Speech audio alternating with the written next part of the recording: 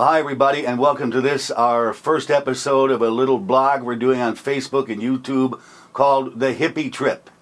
What is the Hippie Trip? Well, I guess the last several years I've been really turning up the heat in the studio, cranking out a lot of music over the last, I guess, 6 or 7 years. We did an album with our band, Dead Hippie, which is like, it's really not hippie music, it's more progressive rock. We did 3 albums I was privileged to do with a Catholic priest named Father Scott Mansfield under the name Exalter. Also privileged to win a New Mexico Music Award for a cut off the first record, which is always nice to receive an award. A couple of years ago we were also included on a CD called Catholic Music 2008, which is some of the better Catholic songs of the year 2008. Last year I kind of took the year off, didn't do much, kind of retooled the studio, learned some new software.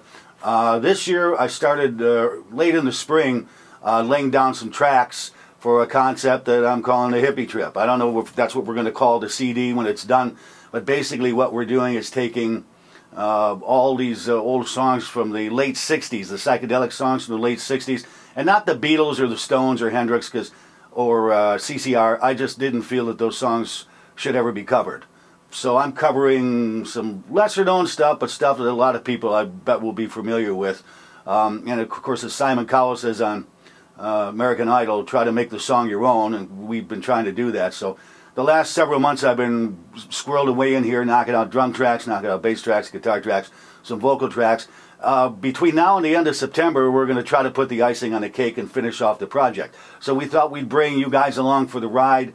Every day we'd probably do a little something, you know, show you how we're, you know, laying tracks down on a vocal track, maybe some guitar tricks we're going to use. We're extensively going to use a new guitar modeling system called the excuse me, and I announce for a living, the Digidesign 11 rack, which is cool, and we'll be putting that to some use to see what that's got. Got some great people coming along for the ride on this project. Kind of called up some people that I was dying to get back to work with all over the country. A lot of it we're doing over the internet. One guy in particular, Chris Crane. Chris to me is the consummate electronic musician. He's done theme music, post-scored animation. He's done news open music for television stations in Chicago, Los Angeles, Miami, Boston, the list goes on. He's also been hired by the record labels to do a lot of remixes for folks like Shakira, Madonna. List goes on with him too. Chris, very happy to have him along, and the stuff he sent me so far has been killer. Bill Murphy. Billy and I go way back, a lot further than I like to even say, but Bill is well known around South Florida as a radio personality.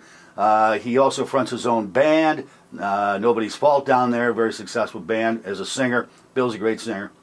In addition to that, he has a recording studio, Morphonics, that he runs with him and his brother Steve. His brother Steve is a touring drummer for Alan Parsons.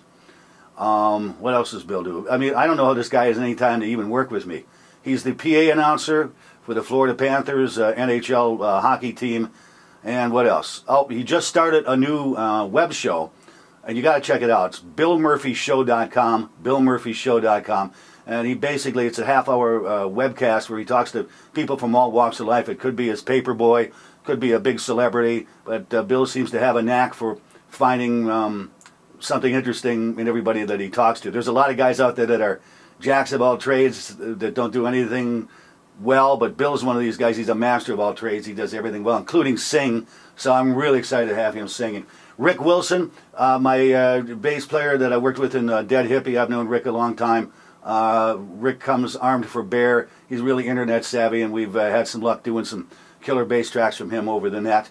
Last but not least, if it wouldn't be for this guy, I probably wouldn't even be doing this project, because I just have such a hoot working with him, and that's my good friend and soul brother, Jimmy Fiano.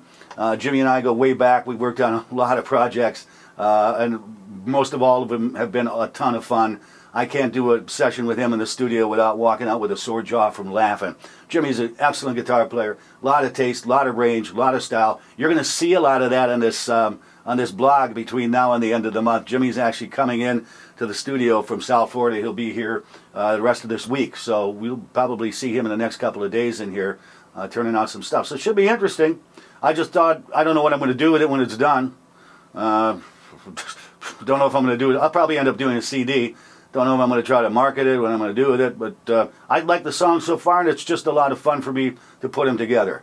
And I have no aspirations. A 50-some-year-old guy has no aspirations of being a rock star. I just want to have fun, and I enjoy, you know, doing this so much. And I just thought I'd bring you guys along for the ride. So we're going to have some fun. You're going to be able to sit in on some sessions, listen to us sing, play guitars, do some final mixes. We'll be using a lot of tricks of the trade, different microphones and stuff. We'll show you about it. So I've got a big pair of nerd glasses and a pocket pen protector I'll be putting on for that.